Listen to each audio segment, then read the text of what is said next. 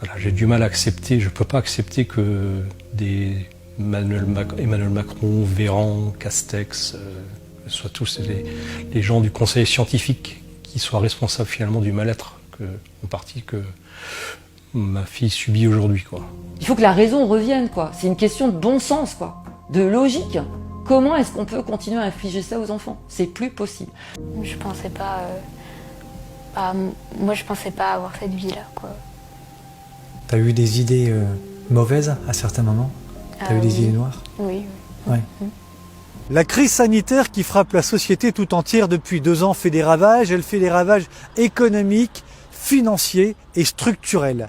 Mais dans le reportage que vous allez voir dans quelques secondes, il y a un autre type de drame, celui qui frappe de plein fouet les enfants et les adolescents. Vous allez entendre notamment un témoignage saisissant.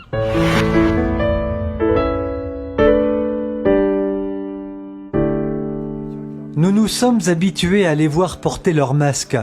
Les enfants répondent pleinement aux directives qui leur ont été demandées. Le port du masque, obligatoire à l'école, en cours de langue, de chant et même en cours de sport. Pour les besoins de ce reportage, une maman nous a confié ces images, prises il y a plusieurs semaines. Voici la séance de sport d'une école de CE1. Nous avons un petit cours de yoga masqué à l'extérieur. Tous les enfants masqués, n'est-ce pas? C'est génial. Hein, qui remplace la séance de sport. Voilà. Voilà ce qu'on fait faire à nos enfants. Les enfants vont même au-delà de ce qui leur a été demandé, puisqu'il est fréquent de les voir garder leur masque à la sortie des écoles, des collèges et des lycées. En apparence, pas de problème majeur donc. En apparence seulement.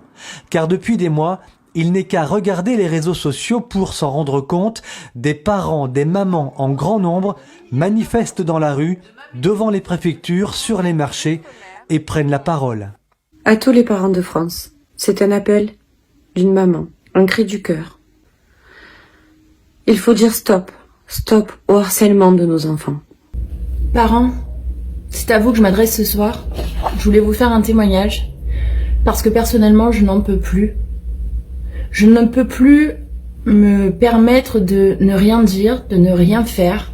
Leur objectif, protester contre les conséquences physiques et psychologiques des masques et des règles sanitaires sur la jeunesse. Ils portent un masque alors qu'ils ils sont fragiles pourtant. Mardi 8 février 2022, Jardin du Luxembourg à Paris. Nous avons rendez-vous avec Roxane Chafei. Elle est porte-parole des Mamans Louves, une association créée pour alerter sur la nécessaire protection des enfants en cette période de crise sanitaire. Depuis la crise Covid, là c'est carrément un carnage ce qui se passe, parce que dans les écoles, on a vraiment un problème de culpabilisation des enfants. C'est-à-dire que c'est pas tous les professeurs, bien sûr, il y en a qui restent très bienveillants et qui font très attention à leur manière de communiquer, mais on est face à un problème où les enseignants eux-mêmes ont été submergés par la peur. Donc cette peur, en fait, elle a été projetée sur les enfants et dans un climat qui déjà les culpabilisait avec notamment, vous le savez, des publicités où on leur a expliqué qu'ils étaient les potentiels meurtriers de papy et mamie. Donc tout ça pour les enfants, enfin je sais pas comment on peut espérer que des enfants aillent bien avec un climat anxiogène qui ne s'arrête pas d'ailleurs. C'est pas quelque chose qui a été ponctuel, c'est quelque chose qui dure depuis maintenant 2 ans. Donc en fait c'est pas possible qu'une mesure qui devait être provisoire, par exemple le port du masque, etc., perdure autant. Parce que là c'est vraiment la santé mentale du coup des enfants qui ne va pas bien. Une santé mentale qui inquiète.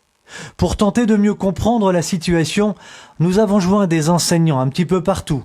Bien peu acceptent de parler car ils craignent les représailles des inspections académiques et de l'éducation nationale.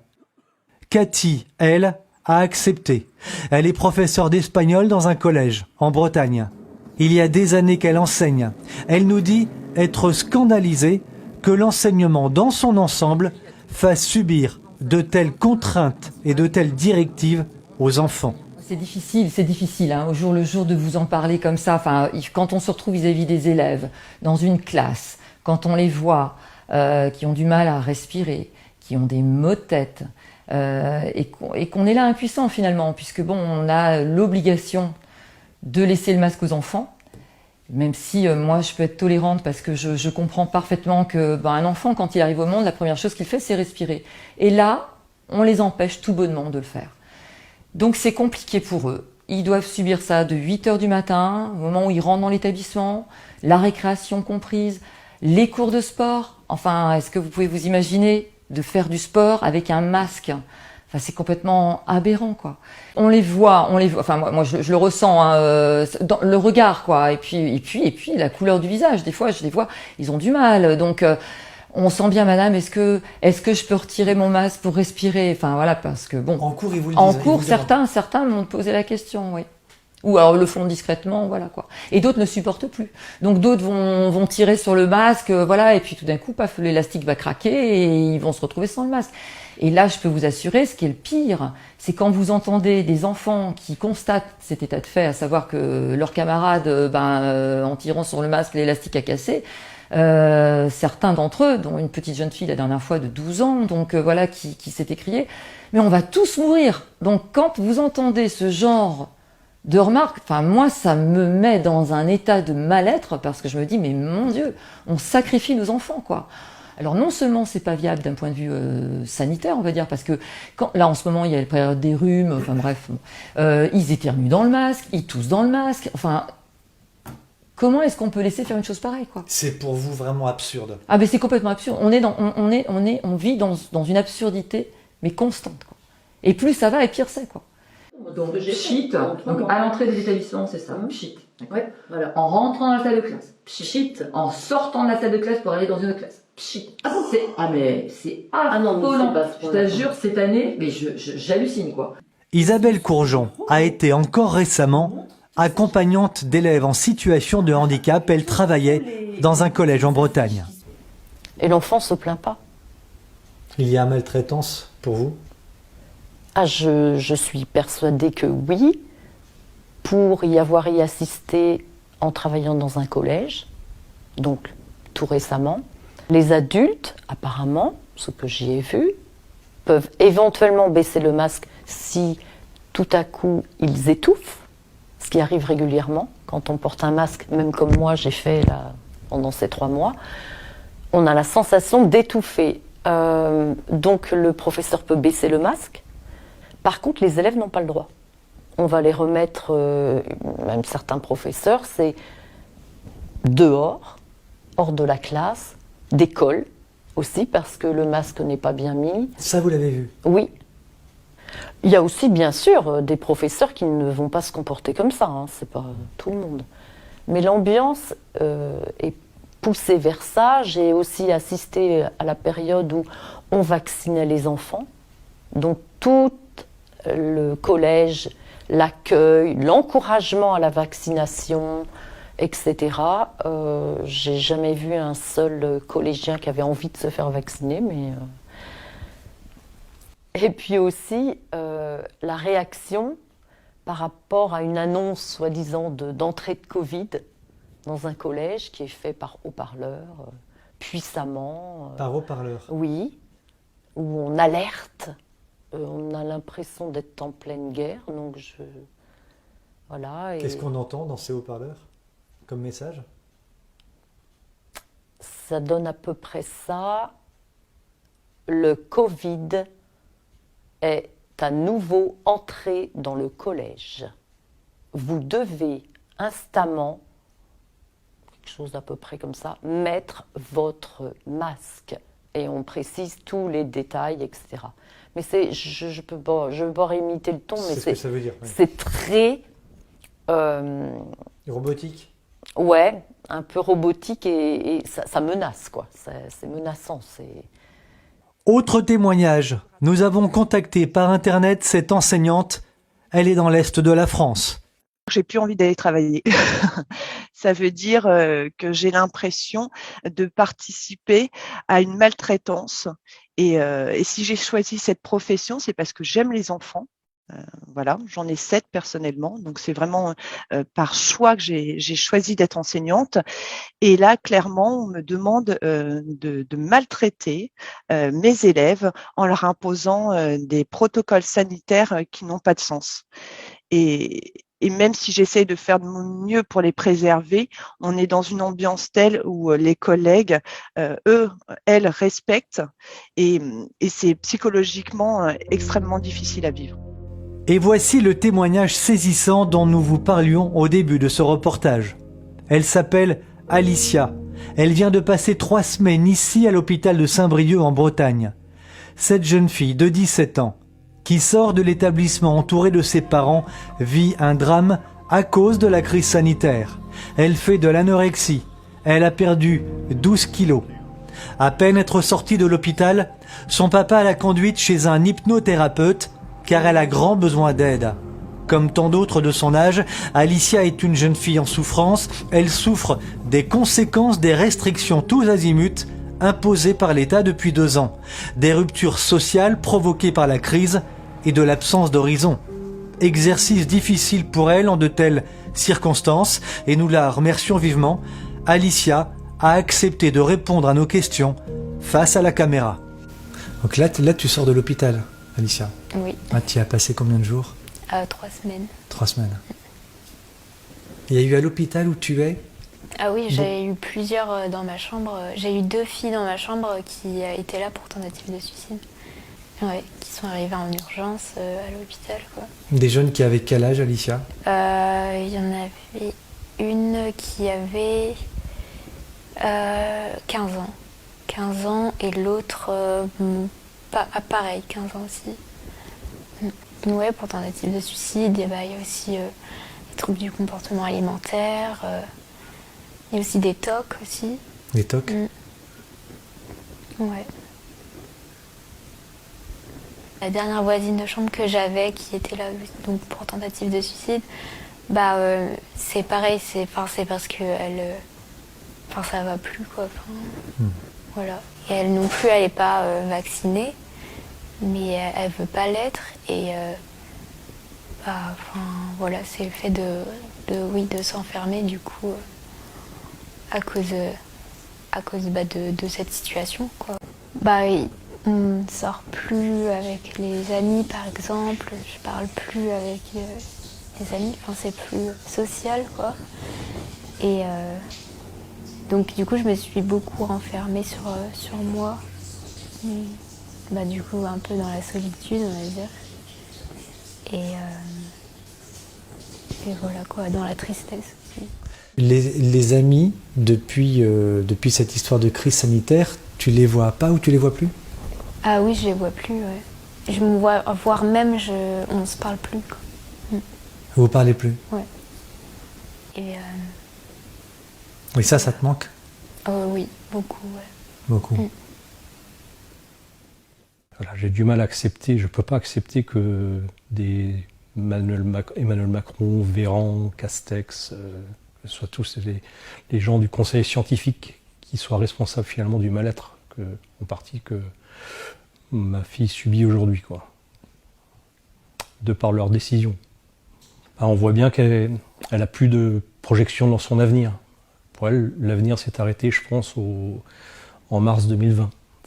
Ça s'est arrêté là. Malgré que nous, le confinement, j'estime qu'on l'a pas, ou conditionnement, on l'a pas vécu de manière tellement brutale qu'on on vit à la campagne, on pouvait se promener dans la vallée derrière la maison. Voilà, on n'a pas été contraint de rester dans un appartement de 40 ou 50 mètres carrés. On n'a pas eu ces contraintes-là. On était quand même relativement libre. En plus, il faisait beau. Mais je pense que ce choc-là du premier confinement et l'initial en fait du mal-être où elle est aujourd'hui. De toute façon, tout le monde a été isolé, on va dire. On est tous enfermés dans quelque chose et eux, il y en a qui sont renfermés dans les cours, par exemple. Ouais. J'ai une amie qui, en fait, elle s'est enfermée énormément sur elle-même et dans les cours et qui a été beaucoup stressée aussi de la situation actuelle et qui est devenue boulimique après. Et voilà, il y a plein d'autres choses comme ça. Ouais. C'est vrai que nous, on rêvait 17 ans, on rêvait de les vivre, quoi. Et puis finalement, on ne vit pas du tout. On m'a souvent répété oui, tu verras, ce sera les plus belles années de ta vie, et puis finalement, pas du tout, quoi.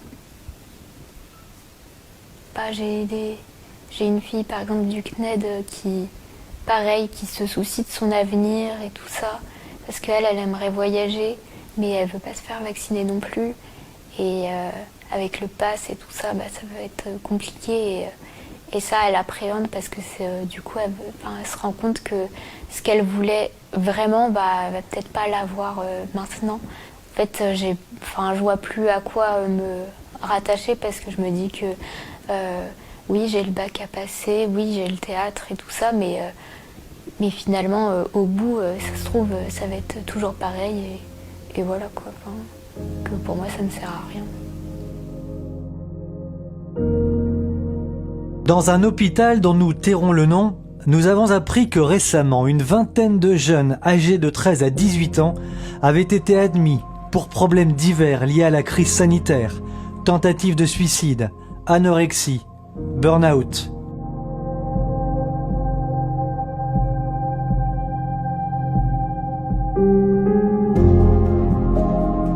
Depuis des mois, des professionnels de l'enfance alertent sur les traumatismes que subissent de plein fouet les jeunes et les troubles particulièrement graves qu'ils auraient à subir à plus ou moins long terme.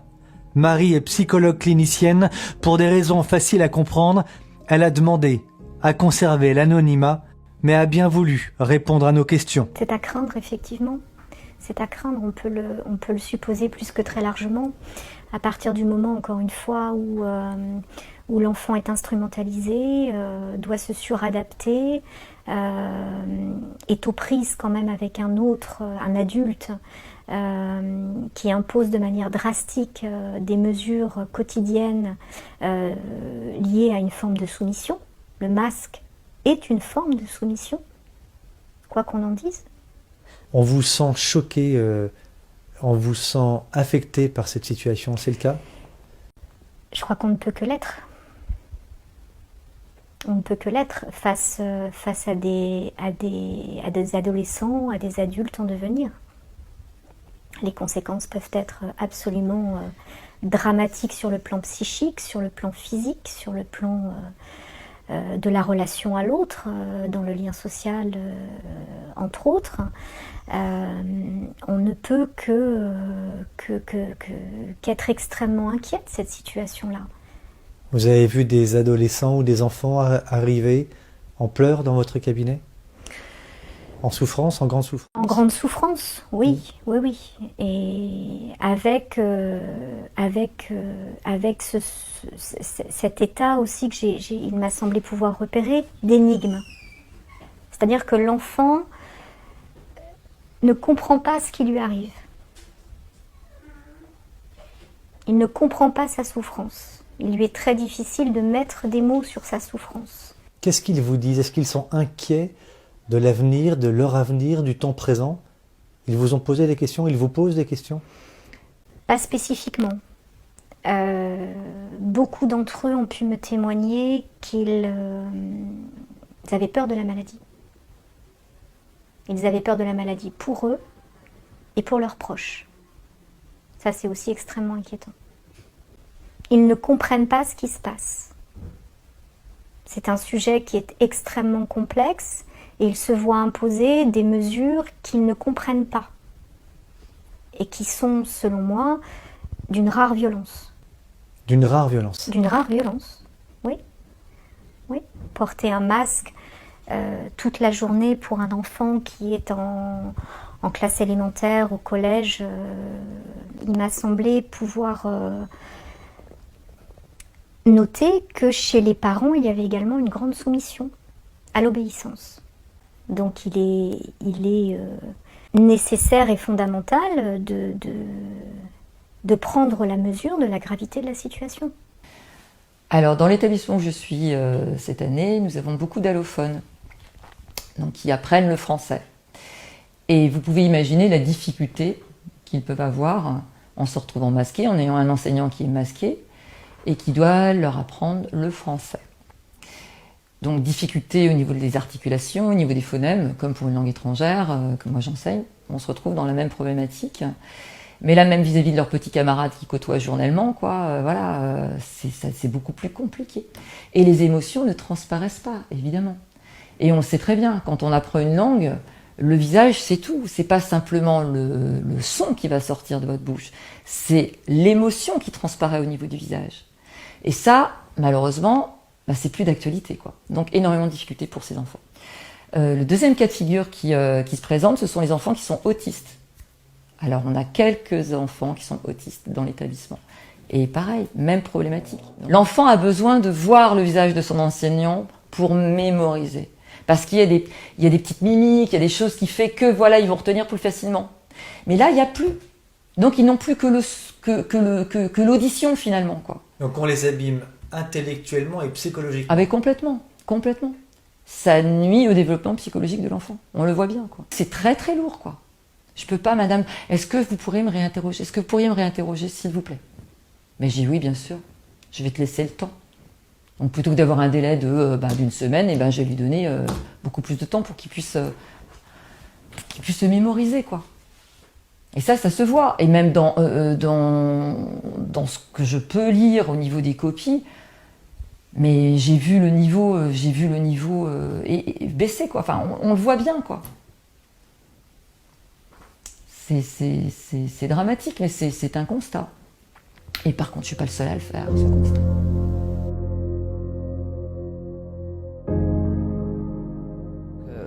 Aujourd'hui, nous, on est là pour remettre les vraies valeurs au centre.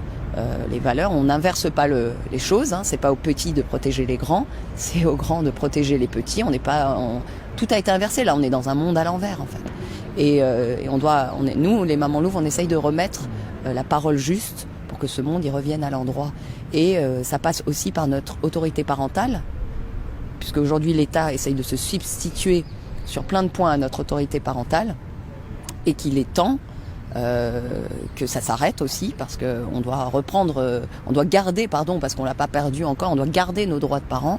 Mais quand on prenait par exemple le droit à l'instruction en famille, l'IEF, l'instruction en famille, qui aujourd'hui, au mois de septembre 2022, on va plus avoir le droit d'instruire notre enfant en famille comme on l'avait par simple déclaration pendant des années.